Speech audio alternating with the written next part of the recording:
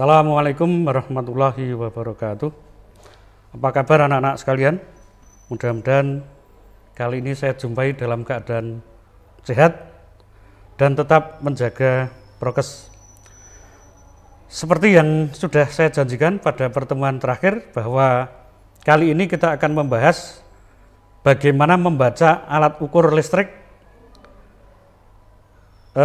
Sebelumnya kita sudah memahami tentang tegangan listrik dan kuat arus listrik. Oke, saya mulai. Tujuan pembelajaran pada kegiatan ini, setelah mengikuti kegiatan, anak-anak diharapkan dapat menentukan hasil pengukuran menggunakan alat ukur listrik.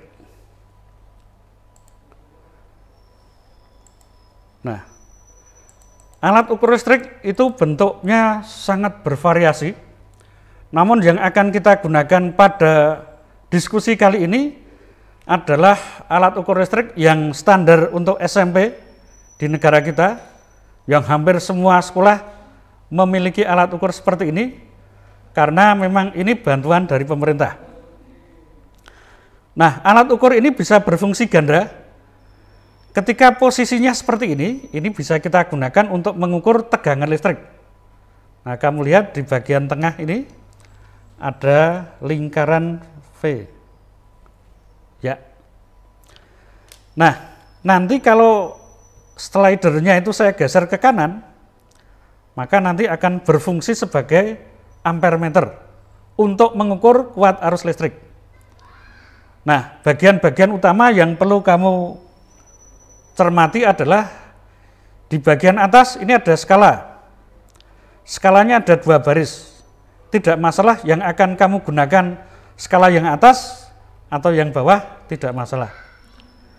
Kemudian di bagian kanan dan kiri itu ada batas ukur. Nah, nanti batas ukur mana yang akan kita gunakan.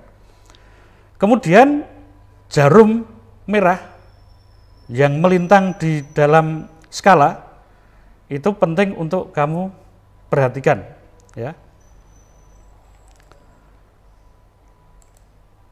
Nah, ini tadi udah saya jelaskan. Nah, ini contohnya kalau slider saya geser ke kanan, maka alat ini fungsinya menjadi ampere meter. Ketika menjadi ampere meter, maka batas ukur yang kamu gunakan adalah yang ada di sebelah kiri, ya. Nah, akan saya tunjukkan batas ukurnya, ya. Nah, yang ini batas ukur ketika kita gunakan sebagai ampere meter. Kamu lihat nolnya adalah sini, ya. Saya ganti warna biar lebih nampak. Saya pakai warna kuning, ya. Nah, kemudian kabel yang satunya lagi itu bisa kamu tancapkan pada batas atasnya yang mana, misalnya 5 ampere, maka kita tancapkan di sebelah sini, ya. Atau hanya 0 sampai 1, maka batas atasnya kita pakai yang ini. Oke, begitu. Nah, seandainya alat ini kamu gunakan sebagai voltmeter, nah ini batas ukurnya. Jadi nolnya tetap sama di sini. Kemudian ini maksimalnya 50 volt. Nah, ini tergantung nanti rentang batas ukur yang kamu gunakan berapa. Ini disesuaikan dengan kondisi besaran yang kita ukur. Oke, begitu. Lanjut.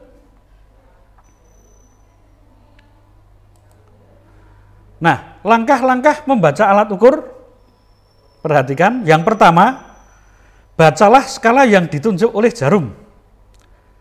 Jadi ketika kabel sudah kamu tancapkan, nanti jarum akan bergerak ke kanan. Nah, berhentinya pada skala mana? Itu kamu perhatikan, kemudian kamu catat. Yang kedua, bacalah angka pada skala paling kanan atau skala maksimum. Nah, Kalau skalanya ada 2 baris, perhatikan kamu pakai skala yang atas atau yang bawah.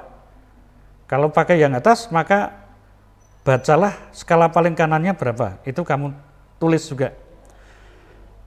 Selanjutnya yang ketiga, bacalah batas ukur yang kamu gunakan. Misalnya kamu mengukur kuat arus listrik, kabelnya kamu tancapkan di 0 dan 5 ampere.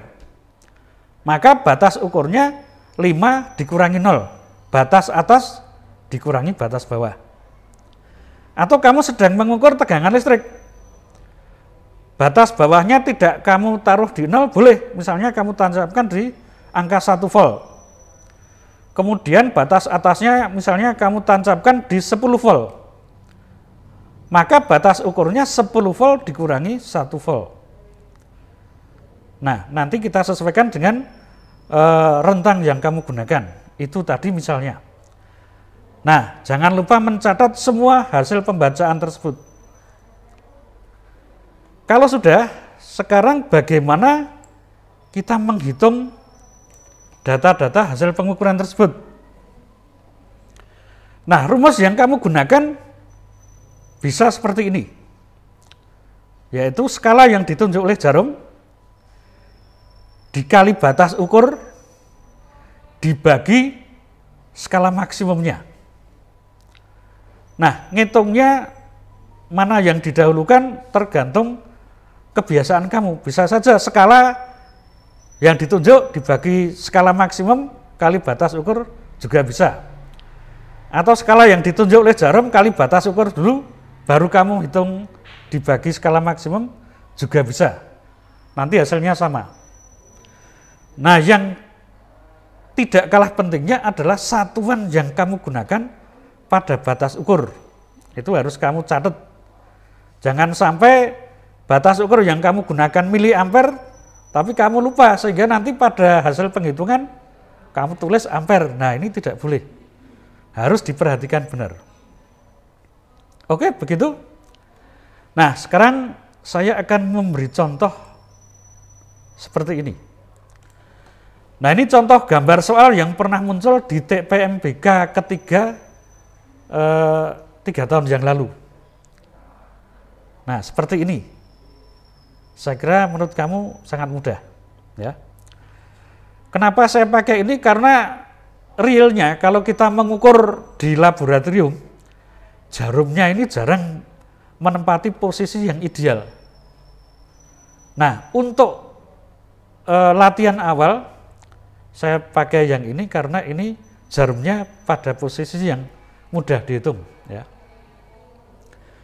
Perhatikan, ini skalanya hanya 1 baris, ya. Skala yang ditunjuk oleh jarum, coba kamu perhatikan, jarum merah itu, ya, itu menunjuk pada angka 40, maka kamu tulis 40. Kemudian angka paling kanan, skala paling kanan, coba kamu perhatikan baik-baik, itu angkanya 50. Ya. Silahkan dicatat. Kemudian batas ukurnya, perhatikan, 2 kabel itu yang satu ditancapkan pada angka 0, yang satunya lagi pada angka 1 ampere. Berarti nanti batas ukur yang kamu gunakan itu batas atas dibagi batas bawah. Berarti 1 dikurangi 0, hasilnya 1. Jangan lupa ditulis satuan pada batas ukur, di sini satuannya ampere. Berarti batas ukurnya 1 ampere, jangan lupa itu. Oke, sudah kamu catat? Nah, kalau sudah, mari kita masukkan ke rumus yang tadi sudah kamu baca tadi, sudah kita diskusikan.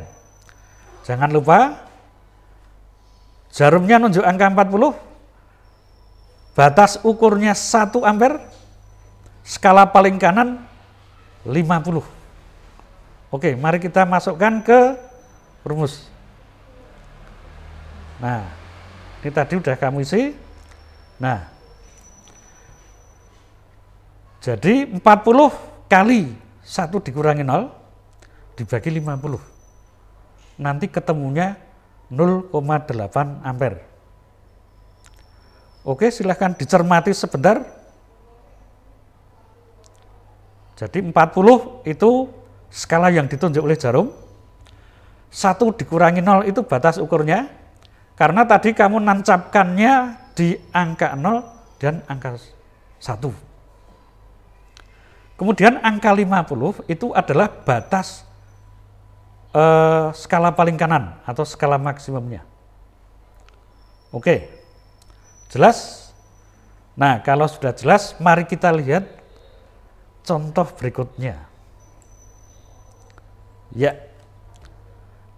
Nah, coba diperhatikan 3 faktor yang nanti kita gunakan. 1, angka yang ditunjuk oleh jarum. Coba dicermati, itu pas angka berapa? Ditulis, dicatat. Sudah? Nah, sekarang angka paling kanan pada skala atau skala maksimumnya menunjukkan angka berapa? Oke, dicatat. Yang ketiga, batas ukurnya. Kabel yang 1 pada posisi 0, satunya lagi pada posisi 1 ampere. Jadi batas ukurnya 1 ampere dikurangi 0, maka ketemunya 1 ampere. Nah, sekarang silahkan kamu hitung, dimasukkan ke rumus, kemudian kamu hitung.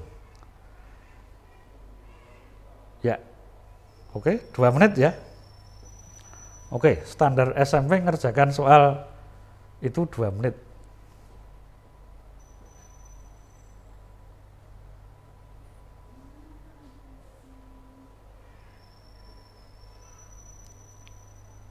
Ya, saya kira sudah ketemu. Ini kebetulan angkanya juga angka-angka yang gampang. Jarum menunjuk angka 30. Ya. Batas ukurnya 1 ampere. Skala paling kanannya 50. Nah, berarti nanti kamu masukkan ke rumus yang tadi udah kamu gunakan. Ya, ini skala yang ditunjuk kamu masukkan 30, batas ukurnya 1 atau 1 dikurangi 0 boleh. Jangan lupa satuannya ampere. Kemudian skala maksimumnya tadi 50. Berarti 30 kali 1 dibagi 50. Hasilnya 0,6 ampere. Oke? Ya. Saya yakin kalian sudah bisa dan siap menerapkan apa yang baru saja kita pelajari pada pengukuran-pengukuran yang lain. Baik menggunakan voltmeter maupun ampermeter. Dan selanjutnya, apa yang tadi kamu pelajari itu nanti akan kita terapkan ketika kamu mempelajari beberapa hukum pada listrik dinamis. Misalnya pada hukum ketika kamu menghitung kuat arus yang mengalir pada rangkaian. Di mana pada soal seperti ini, ya, arusnya bisa kamu baca dari alat ukur, tegangan baterainya sudah diketahui, nah kamu nanti bisa menghitung berapa R yang terpasang di dalam rangkaian itu. Oke, sudah cukup jelas saya kira. Nah, untuk pertemuan kali ini, diskusi kita tentang cara membaca alat ukur dan menghitung hasil pengukuran sudah cukup. Terima kasih atas atensinya. Jangan lupa ngeklik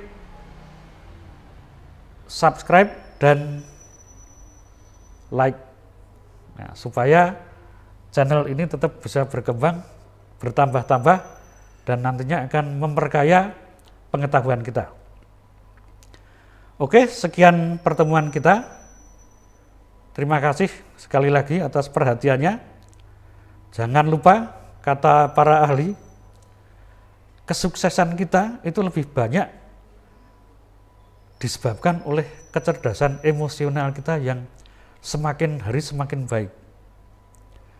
salah satu ciri orang yang punya kecerdasan emosional yang baik adalah bisa memotivasi diri setiap aktivitas. Maka ketika kita memulai kegiatan, kamu harus bisa memotivasi sehingga bisa fokus, bisa senang. Dan ketika mengakhiri pun tetap senang sehingga nantinya kamu tertantang untuk mengkaji pada materi berikutnya. Sekian, ketemu lagi pada materi yang lain. Assalamualaikum warahmatullahi wabarakatuh.